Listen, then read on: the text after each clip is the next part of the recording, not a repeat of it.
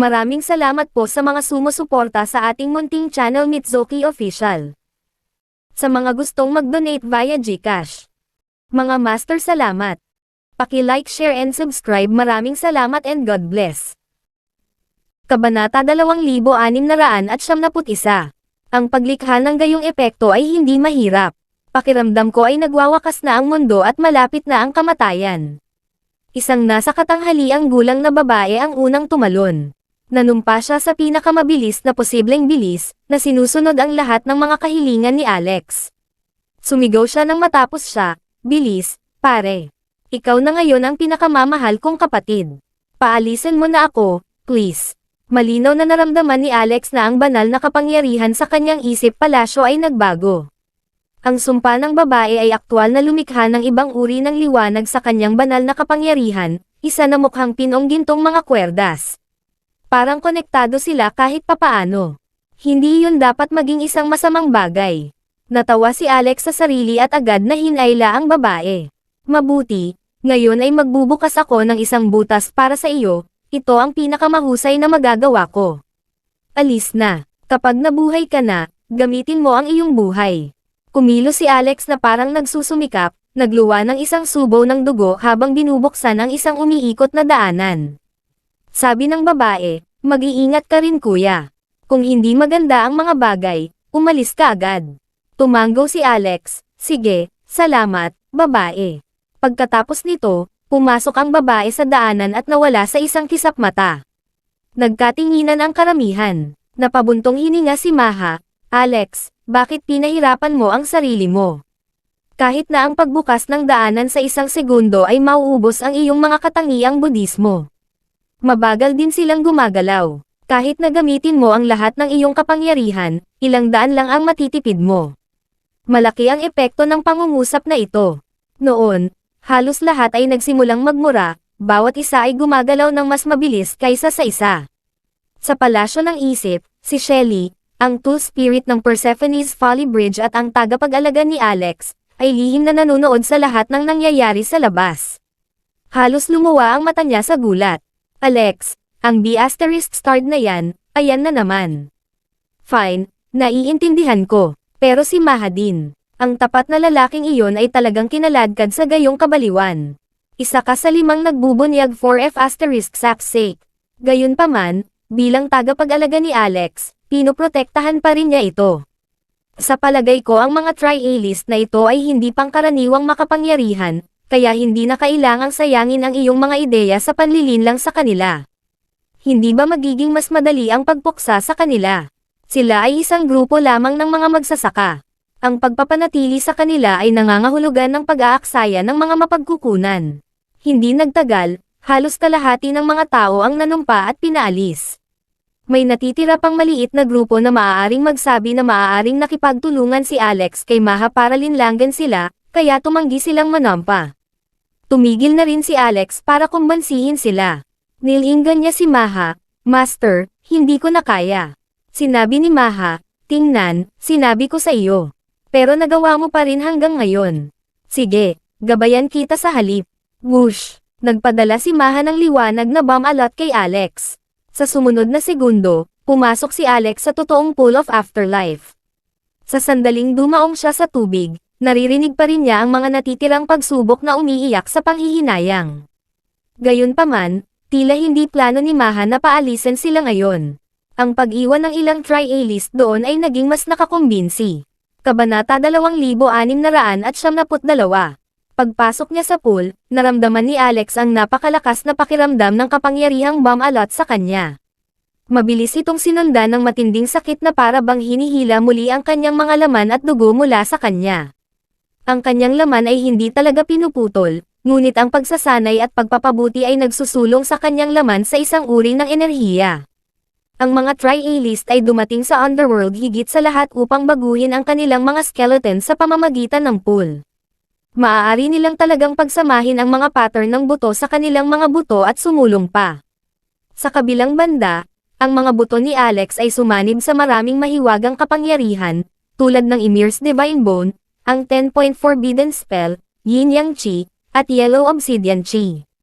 Ayon sa mga antas ng buto, ang kanyang ay lumampas sa kung ano ang maaaring mapahusay ng pool. Gayunpaman, dahil kagagaling lang niya sa kanyang katawan, ito ay itinuturing din na isang pabigat. Ang pool ay makakatulong din sa pagsasanay sa kanyang katawan, at nangangailangan ito ng mas maraming enerhiya kaysa sa pag-upgrade ng mga buto. Nararamdaman na ni Alex ang kanyang orihinal na katawan na bumabalik. Ang pinong bahagi sa underworld ay sumasanib na ngayon sa kanyang orihinal na katawan sa pamamagitan ng pagiging purong enerhiya. Sa isang iglap, napuno ng lakas si Alex na naramdaman niyang makakabutas siya sa kalangitan. Kasabay nito, isang malaking gravitational force ang lumitaw sa ibaba ng pool at sinipsip si Alex sa hindi malamang direksyon. Sir, biglang may boses na umabot sa tenga ni Alex. Si Nila iyon. Sa oras na iyon, nagawa niyang bumalik sa katawan ni Alex. Bago siya pumasok sa underworld, naiwan si Nila dahil sa mga batas ng underworld. Dahil siya ay nakakabit sa katawan ni Alex, kailangan niyang manatiling mag-isa sa kanyang mortal na sarili at nawalan ng pagkakataon na isulong ang kanyang mga buto. Gayunpaman, habang sinusundan niya ang pagbabalik ng katawan ni Alex, ang kanyang sariling katawan ay napabuti dahil sa pagkakaroon ng kakaibang enerhiya ni Alex. Nila, okay ka lang. Ilang taon na akong walang narinig mula sa iyo. Nag-aalala ako. Nang maramdamang muling pumasok si Nila sa kanyang katawan, gamaan ang pakiramdam ni Alex nang malaman niyang buhay ito. Ang kanyang nag-aalalang puso ay sa wakas ay makapagpahinga na. Nagulat si Nila. Sir, ano pong pinagsasabi niyo? Ano ang ibig mong sabihin sa mga taon? Matagal na tayong hindi naghihiwalay. Nako, sabi mo espesyal ang sitwasyon mo, at bigla akong na-kick out. Pagkatapos ay pinalibutan ako ng isang mahiwagang puwersa, at hindi ako makalapit kahit isang hakbang. So ano yun? Not long ago, natigilan si Alex, pero mabilis niyang naintindihan. Iba ang lumipas ng oras para kay Nila kumpara sa underworld. Sinundan niya ang oras sa labas ng mundo. Isang araw, sa katotohanan, ay 100 taon sa underworld. Wala pang 10 taon siyang nasa underworld, na nagpapahiwatig na wala pang oras ang lumipas para sa kanya. Masyadong maraming dapat ipaliwanag. Sasabihin ko sa iyo ng detalyado mamaya. Sa ngayon, pareho silang nakakita ng bola ng liwanag. Malabo ang liwanag na parang may mga larawan ng labas ng mundo sa loob. May isa pang puwersa sa pool na humila sa kanila. Ito ba ang daanan pabalik sa ating kaharian? Kumunot ang noo ni Alex, iniisip ang pakay ng biyahe niya. Hindi lang para lumakas, pero gusto rin niyang iligtas ang kanyang ama. Bukod dito, ang pool ay may isa pang kapangyarihan na maaaring magligtas kay Ana. Kaya naman, siguradong hindi na siya mapapaalis ngayon. Tumigil ka na. Napaungol si Alex. Iis aura ay sumambulat na may banal na kapangyarihan na kasing bigat ng isang malaking bundok.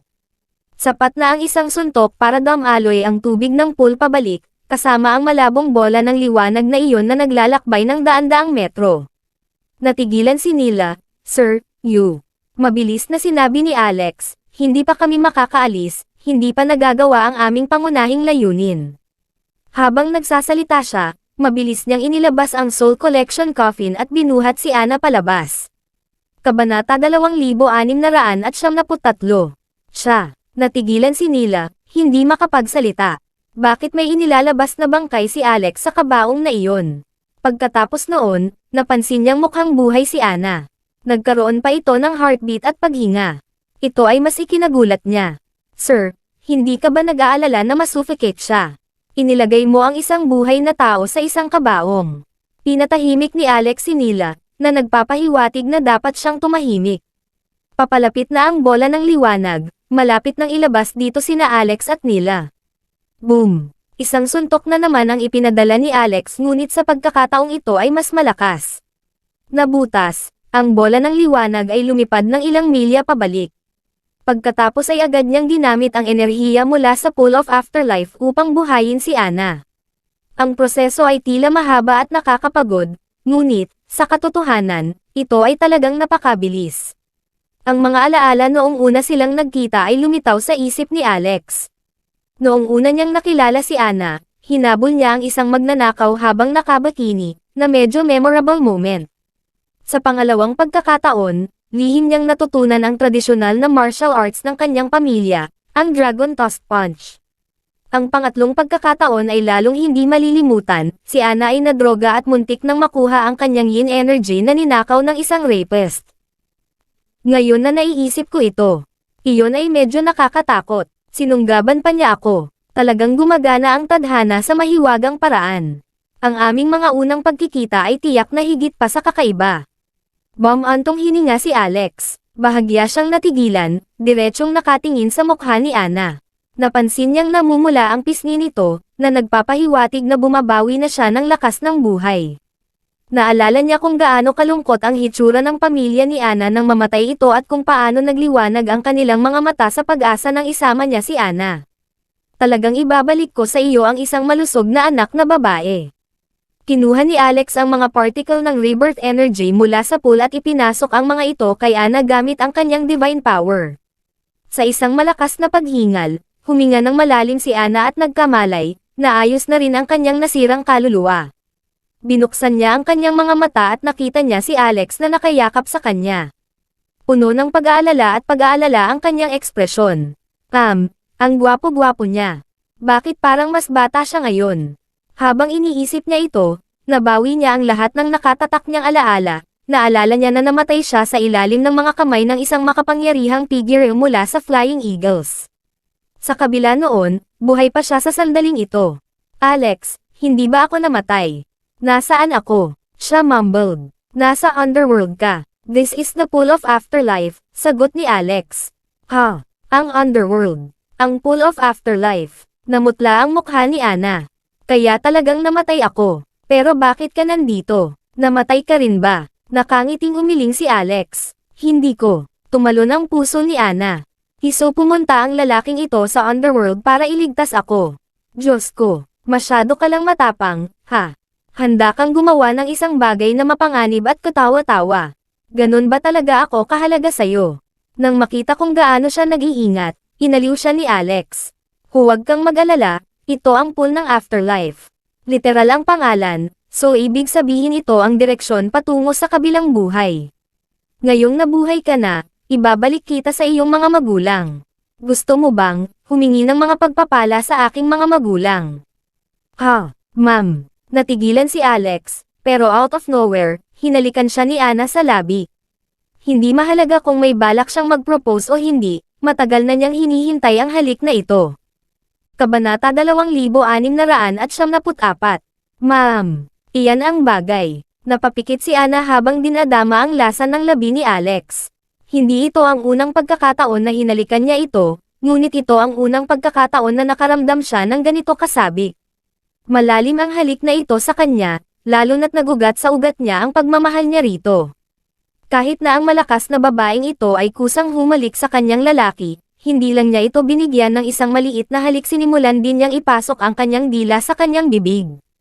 Si Nila, gayunpaman, ay hindi na nakatiis na manood at hinayla si Ana palayo kay Alex. Pakiusap, hindi pa ito ang oras para dito. Galit si Ana, ngunit napamura siya nang makita si Nila. Napakagandang babae. Dapat isa rin siya sa mga ka-fling niya. Hindi pinansin ni Nila ang kanyang hinanakit at sinabing, Sir, ano ang gagawin natin ngayon? Gusto mong pumasok sa Derayenji Temple, tama ba? Posible pa ba iyon? Sagot ni Alex. Oo, kaya ko. Pero baka hindi kayo. Nila, ilayo mo muna siya sa lugar na ito. Makakasama ko kayo saglit. Hindi maintindihan ni Ana ang pinag-uusapan ni na Alex at Nila. Hindi niya naabutan ang kanilang mga karanasan pagkatapos ng lahat. Kaya naman, nagpasya siyang manahimik, sa halip ay tumutok sa kanyang paligid. Noon lang niya napagtanto kung gaano kakaiba ang hitsura ng lugar na ito, tiyak na hindi pa niya nakita sa buong buhay niya. Tara na, agad na kumilos si Nila, isinasaalang-alang kung gaano siya ka-Jose. Bagamat siya ang kusang naging subordinate ni Alex sa pamamagitan ng kontrata, siya ay orihinal na isang shield maiden. Pagkatapos ay hinawakan ni Nila si Ana at sumugod sa bola ng liwanag na patungo sa kanila. Sa panginginig ng kanilang mga figure, pareho silang nawala sa manipis na hangin. Asterisk. Inilapag ni Alex ang kanyang Soul Collection coffin, kinuha ang tool na ibinigay sa kanya ni Maha kanina. Biglang bumaba mula sa langit ang isang higanteng bulaklak ng lotus. Tila may malabong mga simbolo ng Budismo sa mga pink petals. Ang base ay napuno din ng maayos na mga anteng-anteng, na mabagal na umiikot sa paligid ng bulaklak.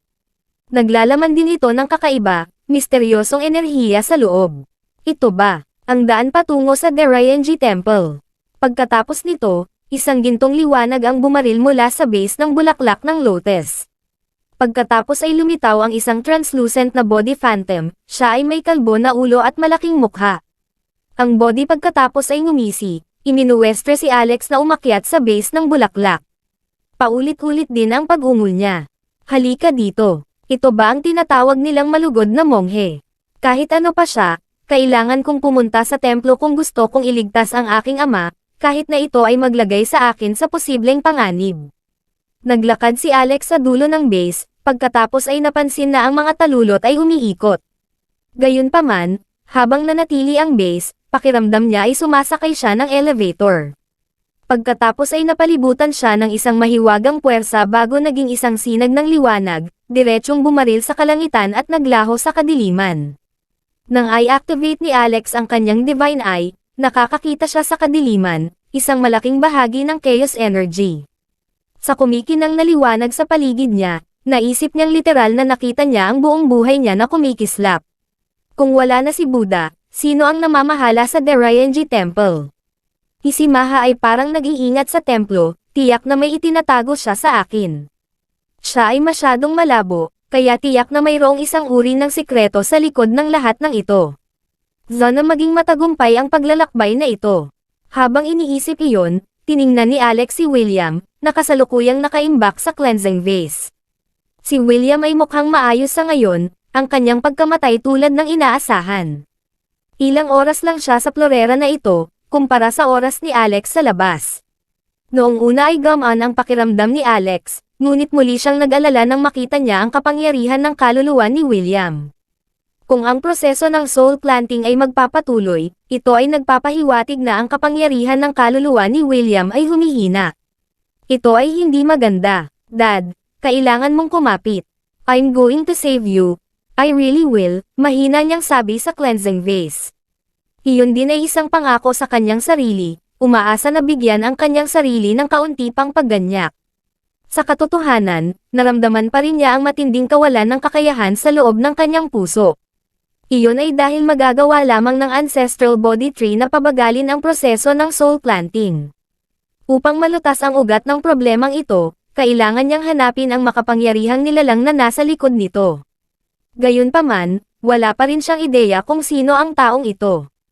Anak, isang mahinang banal na boses ang nagpaalarma kay Alex. Boses iyon ng kanyang ama. Nagising ba siya? Dad, gising ka na ba? Naaalala mo pa ba ako? Kumusta ang pakiramdam mo? Malinaw ba ang iyong isip? Sino ang iyong soul planter? Si Alex ay labis na nalulula, nagsisimula na ring manginig ang boses niya. Ito ang unang pagkakataon na nagkausap sila pagkatapos ng muling pagsasama. Kabanata 2675. Sa hindi inaasahang pagkakataon, ipinagpatuloy ni William ang mga sumusunod, patayin mo ako. Patayin mo na lang ako. Ano? Nagulat si Alex, nanlamig. Paano ko kaya mapatay ang sarili kong ama? Dahil dito, tumulo ang mga luha sa kanyang pisngi. Nagpatuloy si William sa pakikipag-usap sa kanya sa telepathically, tila naiinip. Bilasan mo, patayin mo ako ngayon, basagin mo ang aking kaluluwa. Kung hindi, ikaw ay magiging isang matinding panganib. Pagkasabi niyon ay nabaluktot ang ekspresyon niya. Tila nakaramdam siya ng matinding sakit. Nanginginig din ang kapangyarihan ng kanyang kaluluwa. Ang ilang mga bakas ng isang bagong kapangyarihan ng kaluluwa ay nabuo, na pinipigilan ang kaluluwa ni William. The asterisk man it. Sino ka? Sino ka ba? Bakit mo ito ginagawa? Lumabas ka dito at harapin mo ako. Sigaw ni Alex na halos malaglag.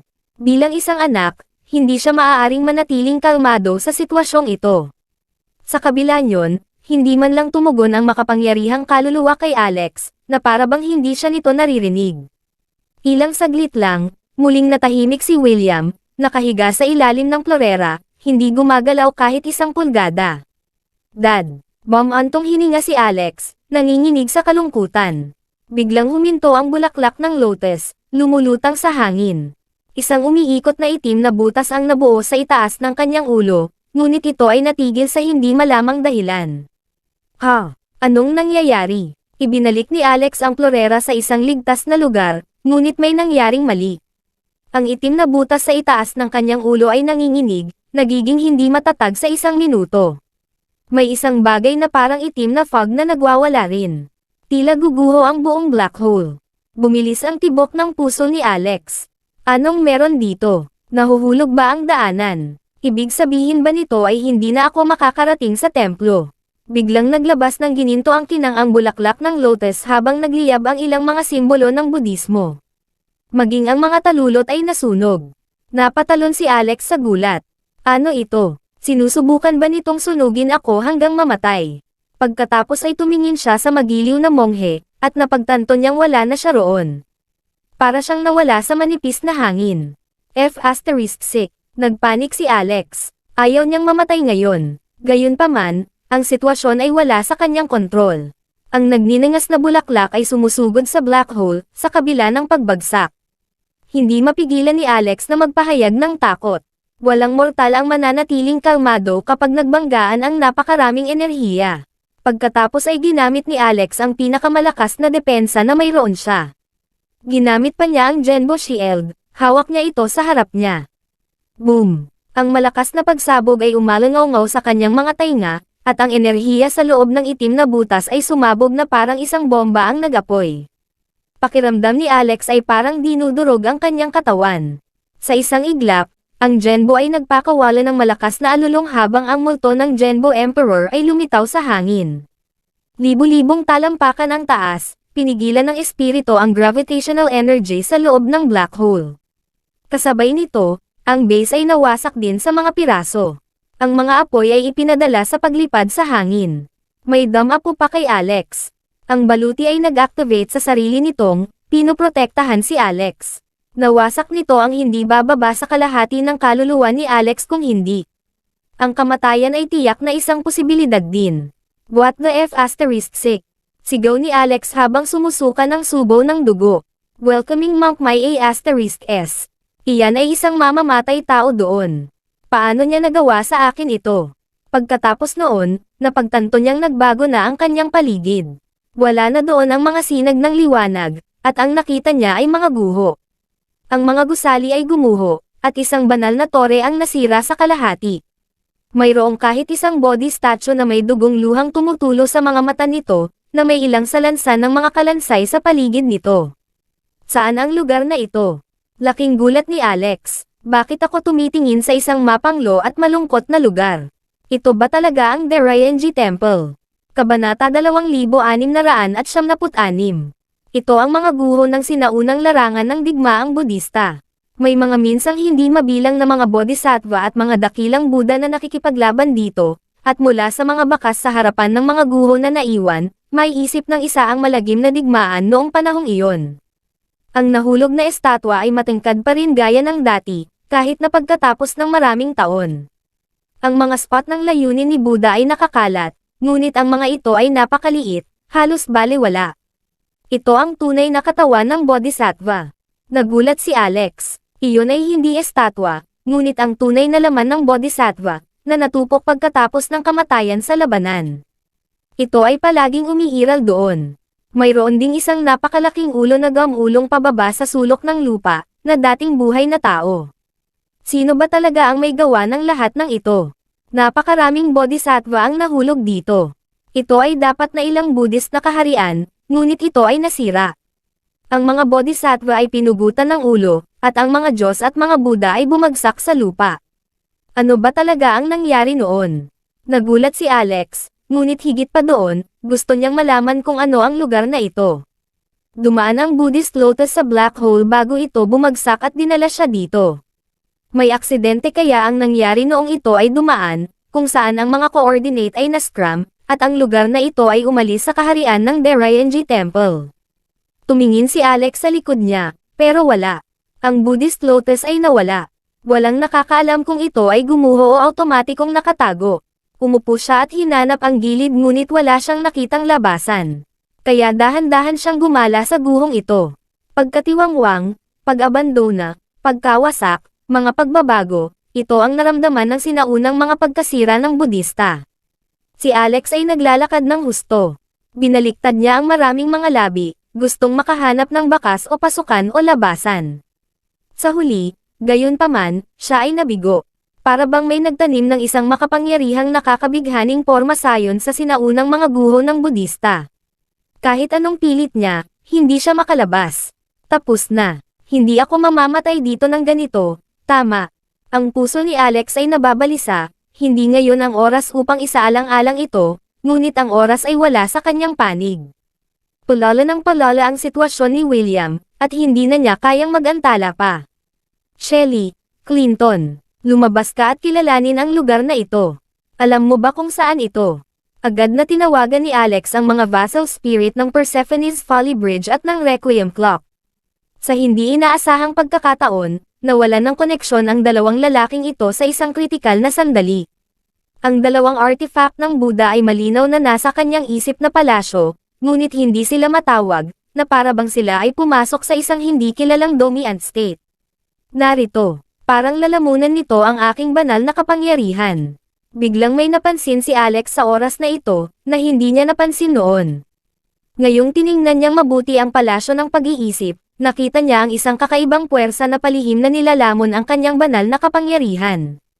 Ang kanyang banal na kapangyarihan ay hindi maipaliwanag na bumababa. Ano ang lumalamon nito? Maaaring naging sanhi ito ng katahimikan ni Shelly at Clinton. Matapos matuklasan ni Alex ang bagay na ito, agad niyang sinundan ang kakaibang puwersa. Sa wakas, natagpuan niya ang mga bakas at sinundan ang puwersang iyon, at nasubaybayan ito. Sa huli, nakakagulat na natagpuan ang pinagmulan sa isang pagoda na nabasag sa gitna at bumagsak sa lupa. Gayunpaman, sa pangalawang pagkakataon na natagpuan niya ang pinagmulan, ang buong katawan ni Alex ay naging manhid. Isang bata. Isang maliit na batang lalaki na may 3 o 4 na tao ang nakaupo sa loob ng abandonadong gumuhong pagoda, nakahubad at marumi pa sa labas.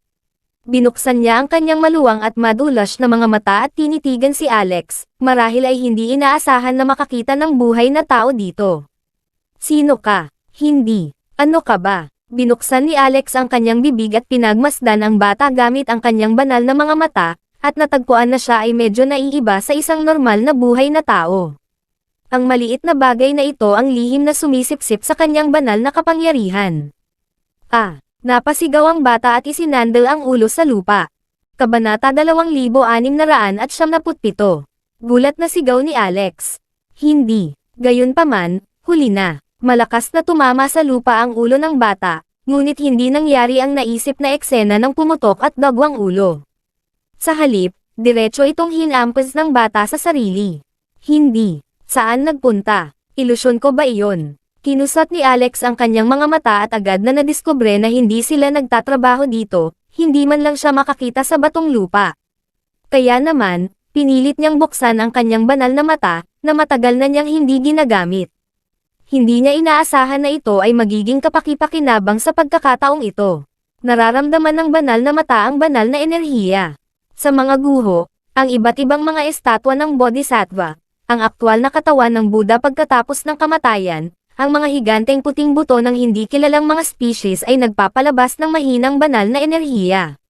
Sa tulong ng mga banal na mata, napakalinaw ni Alex. Ang banal na enerhiya ay parang mga daloy ng hangin, lahat ay humahantong sa isang tiyak na direksyon.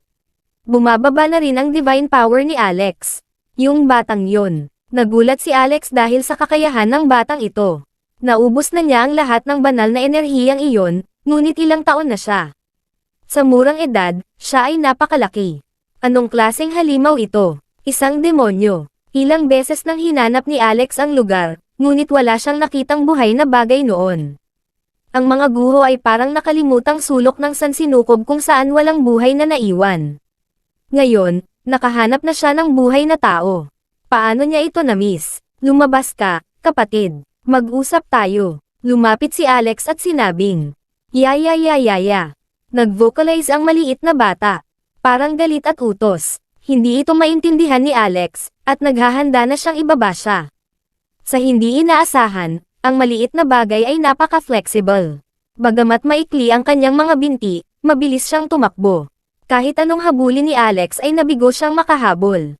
Ang maliit na lalaki na ito ay nagawang bumakat sa lupa, tulad ng isang dalubhasa sa ilalim ng lupa. Magiging mahirap ito para kay Alex, hindi niya maabot ang lupa kahit na makapag-teleport siya. Sa wakas, inilabas ni Alex ang kanyang mahusay na sandata sa pagpatay, ang 24 Rod Formation Flags. Tahimik niyang nilingan ang pagoda kung saan tinutuluyan ng maliit na bata. Hindi nagtagal, nahulog ang maliit na bata sa lambat at nakulong ng mga flag ng formation. Kahit anong pilit niya, hindi siya makaalis. Sa nagngangalit na ngipin, sabik na sabik siya kaya napasigaw siya at napasigaw. Nakangiting lumapit si Alex. Sa pagbuo ng spell na inilatag ng 24 Rod Formation Flags, ilang uri ng mahusay na misteryosong kapangyarihan ang nahiwalay. Hindi na lihim na masipsip ng batang lalaki ang banal na kapangyarihan mula sa katawan ni Alex.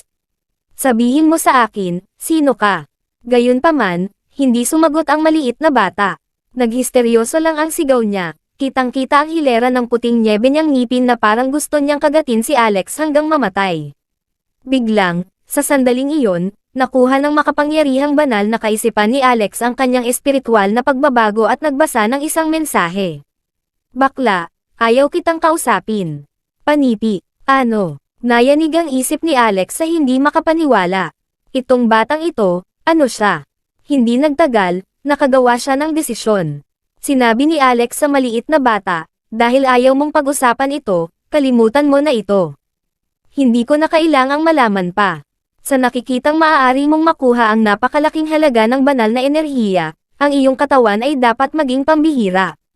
Ngayon, ito ay katumbas ng isang buhay na kayamanan. Hindi.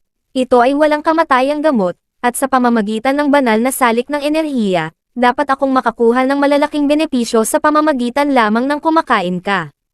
Nang marinig niyang sinabi ni Alex na kakainin siya, medyo natakot ang bata. Agad naman siyang umiling at winagaywe ang mga kamay. Hindi, huwag mo akong kainin. Tumawa ng mahina si Alex.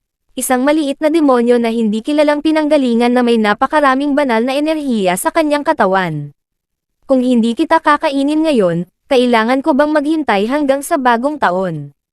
Nakita ng maliit na bata si Alex na naghahanda na para kumain. Mabilis siyang sumigaw, hindi ako maliit na demonyo, nagkakamali ka. Kung ganoon, ano ka? Ako ay, ang Ancestral Body Tree. Ha? Kabanata 2678. Sinabi talaga ng isang maliit na demonyo na siya ang Ancestral Body Tree. Maniniwala kaya si Alex sa kanya? Gayunpaman, kung hindi siya ang tunay na Ancestral Body Tree, bakit siya magsasabi ng isang halata at hindi mapagkakatiwalaang kasinungalingan? Hindi ba siya magiging mas kapani-paniwala kung bigla niyang sinabi na siya ay isang tao o isang nahulog na mythical creature? Kaya, ikaw ba talaga ang Ancestral Body Tree? Oo, mandirigma, huwag mo akong kainin. Talagang matanda na ako at hindi talaga masarap. Tiningnan ni Alex ang kanyang pink, malambing na mukha at nerbyosong hitsura at walang lakas na nakipagbiruan. Pero, hindi ka naman mukhang matanda, dapat masarap ka talaga. Matutunaw ka sa bibig ko. Arg, panipi, ungol ng munting bata, ang kanyang hitsura ay naging mabangis, at gusto niyang sipsipin ang banal na kapangyarihan mula sa katawan ni Alex. Gayunpaman, binalot siya ng 24 Rod Formation Flags, hindi pa banggitin na wala siya sa magandang kalagayan. Ganap na hindi makuha ang kapangyarihan, sumuko siya sa kawalan ng pag-asa, pinunasan ang kanyang mga luha habang umiiyak. Okay, ang sinaunang Buddhist na landas ay nakatakdang masira. Ang Derayenji Temple ay naging demonic cave, at ang mundo ay magwawakas sa madaling panahon. Ako, ang ancestor body ay nagkatawang tao sa pagkain ngayon, isang hakbang sa unahan ng iba. Si Alex, syempre, ay hindi talaga siya kakainin. Kung siya talaga ang ancestral body tree, kung gayon ang bata ay ang mismong bagay na pinaghirapan niyang hanapin. Umupo si Alex, naglabas siya ng isang bangkos ng pagkain sa kanyang storage ring at ikinalat ito sa lupa. Mayroong mga espiritual na prutas, walang kamatayang mga peach, elixir, espiritual na karne ng hayop, at kahit na masarap na alak. Sa loob ng maraming taon, ang mga pattern ng buto lamang ang nalalamunan ni Alex sa Netherworld. Ngayong nanambalik na ang kanyang laman, Nagsimula na siyang maglaway sa nakitang masasarap na pagkain sa kanyang harapan. Unang kumain si Alex ng immortal na peach, isang Netherworld specialty. Bago ito, hindi pa siya nakakain ni isa. Pagkatapos ng isang kagat, gayunpaman, komportable siya. Gayunpaman, para kay Alex, ang immortal na peach na ito ay angkop lamang para sa pagbabasa ng bibig.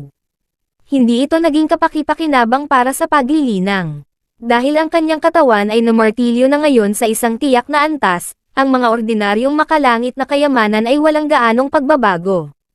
Nakakainis na magsimula sa napakataas na punto. Sa gitna ng pagkain, sa wakas ay nalaman ni Alex na ang maliit na bata ay hindi interesado sa iba pang mga bagay, ngunit ito ay ang alak, tila siya ay may espesyal na pagmamahal para dito. Ang kanyang mga mata ay nakatitig ng diretso sa alak, ang kanyang bibig ay naglalaway. Ano ito? Uri ng alak. Paano ito napakabango? Ang munting brat o ang ancestor body na iyon ay sa wakas ay naging matako at hindi napigil ang ibuka ang kanyang bibig. Nilagok ni Alex ang alak na parang tubig at tuluyang dumighay, nagbuga ng makapal na alak na gas. Ang ancestor body ay kinuha ang lahat ng ito sa isang mukha ng pagkalasing.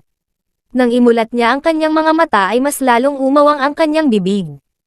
Ito ay, bueno, peking alak. Ito ay napakasarap, at hindi ko alam kung paano nakuha ng matandang iyon ang kanyang mga kamay. Ang alak na nasa kamay ni Alex ay nalinlang mula sa mga Netherworld Tri-A-list at nakaimbak sa ilang storage ring na may espasyong daan-daang metro kubiko, na lahat ay puno ng mga wine gourds ng ganoon. Ang Tri-A-list na iyon ay isang matandang lalaki, at kailangan niyang maging isang alkoholiko. Nang makita si Alex na umiinom ng ganoon, at halos maubos ang alak sa lung, mabilis na sinabi ng ancestor body, dahan-dahan ang pag-inom. Huwag mo itong tapusin. Bigyan mo ako, at hayaan mo akong tikman ang masarap na alak na ito bago ako mamatay. Pagkatapos ay maaari akong mamatay ng payapa. Gayunpaman, hindi tumigil si Alex. Humigop ulit siya ng malaki at naubos ang laman ng alak. Pagkatapos, tinanong niya, sabi mo ikaw ang puno ng ancestor body, ngunit hindi ka mukhang puno. Nang makitang inubos ni Alex ang alak, ang ancestor body ay nalungkot at ayaw magsalita.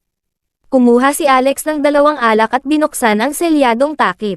Sabay-sabay na bumalot sa hangin ang isang instant na pagsabog ng halimuyak. Agad na binuksan ng ancestor body ang kanyang mga mata.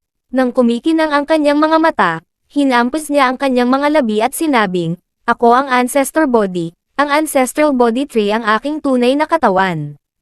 Kabanata 2699. Pagkasabi niya nun, naglaway na siya. Medyo hindi nakaimik si Alex. Sa kabila ng pagiging bata, talagang interesado ang bata sa alak. Kaya, naghagis siya ng isang alak na lang sa ancestor body. Hinawakan ito ng maliit na lalaki at maingat na uminom, na natatakot na malaglag ang isang patak. Sobrang nakakatawa ang ekspresyon niya. Sa isang hininga, uminom siya ng kalahating lang. Humugat ng mahabang hininga, sinabi ni ancestor body, "Comfortable ako at nabuhay muli." Ang mabuting alak ay talagang nasa lupa lamang. Mahirap makahanap sa mga Diyos. Bagamat hindi nababahala tungkol dito, tinanong ni Alex, nasaan ang iyong tunay na katawan? Sinabi ng ancestor body, patay. Ano? Tumalon si Alex. Oh, halos patay na, kaya sa palagay ko oras na. Inagaw ni Alex ang alak sa kanyang kamay. Sabihin mo sa akin ng detalyado. Ano ang sitwasyon? Ang ancestor body ay balisa. Bakit mo kinukuha ang alak ko? Kailangan mo lang magsalita. Ang namatay ay ang tunay kong katawan, hindi ang iyo. Ano ang pagmamadali mo? Si Alex ay gumawa ng kilos na ibuhos ang alak sa lung, na ikinatakot ng batang lalaki, na paulit-ulit na sumigaw, "Fine, fine, fine. Sasabihin ko sa iyo, ngunit hindi mo dapat ibuhos ito. Hindi ba ito ay isang pag-aaksaya ng mga bagay sa langit? Ang iyong mga aksyon ay hahatulan ng langit. Anyway, ninakawan ang tunay kong katawan." Oo, natigilan si Alex, anong ibig mong sabihin? Sa literal, ang iyong tunay na katawan ay isang puno, hindi damit. Ano ang mapapakinabangan ng sino man sa pagnanakaw ng iyong tunay na katawan? Sinabi ng ancestor body, maraming bagay ang maaaring gawin. Mayroon ka bang hindi pagkakaunawaan tungkol sa aking tunay na katawan? Ako ang ancestral body tree, ang numero unong punong Budista sa mundo. Sa aking tunay na katawan, kaya kong hawakan ang Derayenji Temple at mamuno sa mundo ng Budista. Sa tingin mo ba maraming bagay ang maaaring gawin? Nagulat si Alex. Gayunpaman, agad na sinabi ng ancestor body, ngunit, may ilang hindi matalino na gustong gumamit ng ganitong paraan upang kontrolin ang mundo ng Budismo. Maling plano iyon. Ang ancestor body ay hindi isang vegetarian. Tumingin si Alex sa kanyang bibig na nagbubuga ng mga usok ng alkohol at naisip sa kanyang sarili, mukhang hindi ka talaga umiwas sa karne. Pagkatapos, nalaman ni Alex na naapektuhan din ng Western Buddha sect ang Derayenji Temple. Sa panahon ng sinaunang Western Great Buddhist War, naputol ang ulo ng Bodhisattva. Ang dakilang Buddha ay nahulog, at ang mga pintuan ng kapalaran ay nasira. Ang Buddha ay nakatakas na may kaunting kakanyahan, nagtatago sa Derayenji Temple. Sa hindi inaasahan, ang Derayenji Temple ay matagal nang nagbago, hindi na katulad ng dati. Kinuha ng masamang demonyo ang Derayenji Temple, nilamon ang asensya ng Buddha, at nagbagong anyo sa Panginoong Buddha. Ang huling resulta ay ang Buddhist na lupa ng Derayenji Temple ay kontaminado ng masamang demonyo, at ang ancestral body tree ay nagising sa galit. Siya, gayunpaman, ay nilaso ng masamang demonyo. Kinuha nito ang tunay na katawan nito at naglagay pa ng kaluluwa sa ibabaw ng tunay na katawan ng puno upang maging isang bago at masunuring ancestral body tree. Nahihirapang tumakas si ancestor body at nagtago sa sinaunang larangan ng digmaang Budista. Dahil siya ay nalasan at malubhang nasugatan, kailangan niyang umasa ngayon sa pagsipsip ng sinaunang Buddhist na larangan ng digmaan sa apat na nakakalat na intensyon ng Buddha, na halos hindi nagtagumpay. Sa halip, ang biglaang pagpapakita ni Alex ay naging dahilan upang makuha niya ang bahagi ng banal na kapangyarihan, na pinipigilan ang pinsala. Ngayon, may mga palatandaan ng pagbabalik. Laking gulat ni Alex nang marinig iyon. Ang Derayenji Temple ay talagang kontrolado ng masasamang demonyo. Bukod dito, ang puno ng ancestral body ay pinagbinhan ng isang kaluluwa, kaya ano ito? Iyon ang mahusay na sandata para sugpuin ang 33 Demons Realm. Kapag ganap na nakontrol, ano ang matitira? Ang pinsalang ginawa ay maaaring mas malala pa kaysa sa hindi namamatay na angkan. Mayroon akong paraan para matulungan kang bunutin ang lason ng iyong kaluluwa ngayon, nag-iisip na sabi ni Alex. Kung ganoon nga, maaagaw mo ba ang tunay mong katawan? Umiling ang ancestor body. Masyadong mahirap. Mas mabuti ang kahirapan kaysa mamatay. Gagawin ko ang lahat para matulungan ka. Tumingin sa kanya ang ancestor body. Anong gusto mo? Sinabi ni Alex sa malalim na boses, gusto ko ang iyong katawan. Kabanata 2700. Tulad ng isang lasenggo, inabot ng ancestor body at inagaw ang isa pang lung at ininom ang laman nito sa isang lagok. Pagkatapos, ibinato niya ang walang laman na lalagyan sa katawan ni Alex, bumantong hininga, ****. Pinagnanasaan mo rin ang tunay kong katawan, isang nawalan na ng halaga. Sige, naubos na rin ang alak, at ako na rin. Dahil gusto mo akong kainin, tapusin mo na. Humiling si Alex, essence ka lang ngayon, at hindi na ako interesado. Kung ikukumpara doon, dapat lang na inumin ko ang alak. Casual siyang naglabas ng dalawa pang lang. Sa pagkakataong ito, inilagay sila ni Alex sa medyo malayo, tinitiyak na wala ito sa abot ng ancestor body kahit na sumilip siya. Pagkatapos, nagbuhos siya ng inumin sa harap ni ancestor body. Ang ninuno na si body ay napawi ang kanyang uhaw, nagsasalita ng may dakilang katwiran at isang pagpapahayag ng kabayanihan. Hindi nagtagal, natalo siya sa halimuyak ng alak. Ikaw, ilan sa mga ito ang natitira? Sinabi ni Alex, dapat mayroong libu-libong mga lang. Nanlumo si ancestor body. Dahil mayroon talagang libu-libong gourds ng alak, hindi ba niya magagawang inumin ang mga ito kung mamatay siya ng ganito? Munting bata, nakatadhana akong makilala ang ancestor body. Tama ka, upang maibalik ang aking tunay na katawan, magkakaroon ng mga paghihirap, ngunit palaging may higit pang mga solusyon. Maaari tayong uminom ng alak habang nag-iisip ng mga solusyon. Kapag naubos mo ang 1,000 tabas ng alak, may naisip akong solusyon. Humalaklak si Alex. Hindi ka ba nag-aalala na pagkatapos uminom ng alak, ang kaluluwa ng iyong tunay na katawan ay ganap na maitanim at hindi na makakabalik? Muling nagpakawala ang katakawan ni Ancestor Body. Sa wakas ay tumigil na siya sa paghampas at sinabing, diretso ka lang sa akin. Ano ba talaga ang gusto mo sa akin? Para iligtas ang isang tao.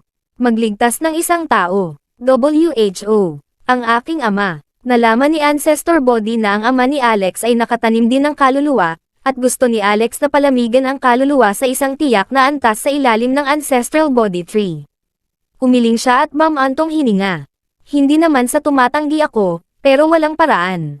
Ako ay tinatanim din ng kaluluwa, ngunit ang aking tunay na katawan ay nalasan na ngayon, at walang paraan upang mapagan ang antas ng pagtatanim ng kaluluwa. Ang bagay ay, ang aking tunay na katawan ay ninakawan, at ang aking diwa ay nakatakas. Naniniwala ako na ang totoong katawan ay hindi magtatagal. Kaya, ang Ancestral Body Tree ay hindi maaaring gamitin para sa iba. Tumanggo si Alex, napakarangal mo, ngunit, ito ay isang pag-alit na gawa. Kailangan nating ibalik ang tunay mong katawan.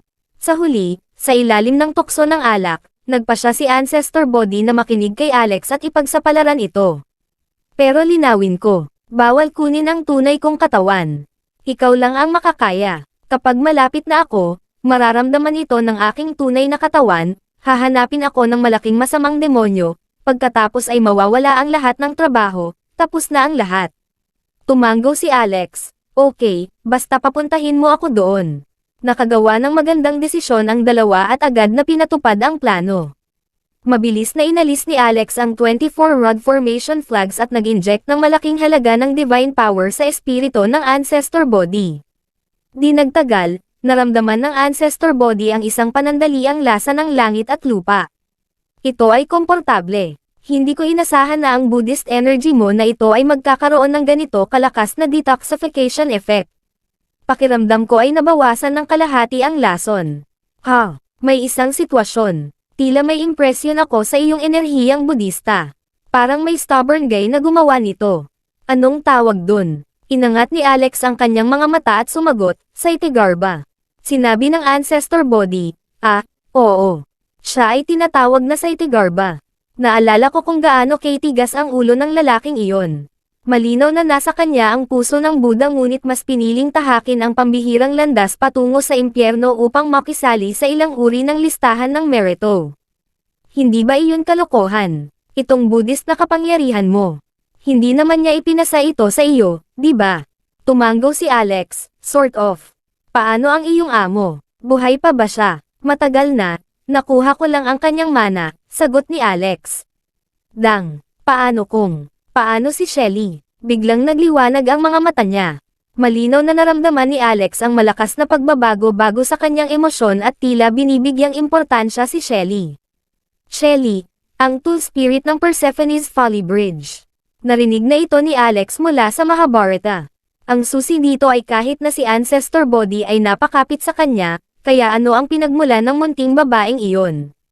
Siya pa ba ay isang uri ng Budistang prinsesa? Sa wakas, ang Ancestor Body ang nagkusa na itigil ang paksa. Pinayuhan din niya si Alex na huwag banggitin ang salitang, Shelly, lalo na sa Derayenji Temple. Kung hindi, magkakaroon ng gulo.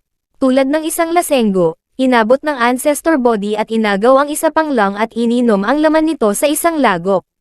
Pagkatapos, ibinato niya ang walang laman na lalagyan sa katawan ni Alex, bumantong hininga, ****. Pinagnanasaan mo rin ang tunay kong katawan, isang nawalan na ng halaga. Sige, naubos na rin ang alak, at ako na rin. Dahil gusto mo akong kainin, tapusin mo na. Umiling si Alex, essence ka lang ngayon, at hindi na ako interesado. Kung ikukumpara doon, dapat lang na inumin ko ang alak. Casual siyang naglabas ng 2 pang lang.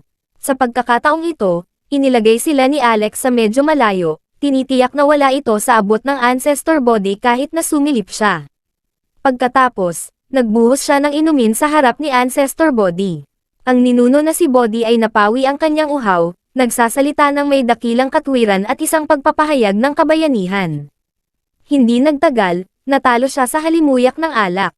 Ikaw, ilan sa mga ito ang natitira? Sinabi ni Alex, dapat mayroong libu-libong mga lang. Nanlumo si Ancestor Body. Dahil mayroon talagang libu-libong gourds ng alak, Hindi ba niya magagawang inumin ang mga ito kung mamatay siya ng ganito? Munting bata, nakatadhana akong makilala ang ancestor body. Tama ka, upang maibalik ang aking tunay na katawan, magkakaroon ng mga paghihirap, ngunit palaging may higit pang mga solusyon. Maaari tayong uminom ng alak habang nag-iisip ng mga solusyon. Kapag naubos mo ang 1,000 tabas ng alak, may naisip akong solusyon. Humalaklak si Alex. Hindi ka ba nag-aalala na pagkatapos uminom ng alak, ang kaluluwa ng iyong tunay na katawan ay ganap na maitanim at hindi na makabalik? Muling pinakawalan ang katakawan ni ancestor body. Sa wakas ay tumigil na siya sa paghampas at sinabing, diretso ka lang sa akin. Ano ba talaga ang gusto mo sa akin? Para iligtas ang isang tao. Magligtas ng isang tao. WHO. Ang aking ama. Nalaman ni ancestor body na ang ama ni Alex ay nakatanim din ng kaluluwa, at gusto ni Alex na palamigan ang kaluluwa sa isang tiyak na antas sa ilalim ng ancestral body tree. Umiling siya at mamantong hininga. Hindi naman sa tumatanggi ako, pero walang paraan.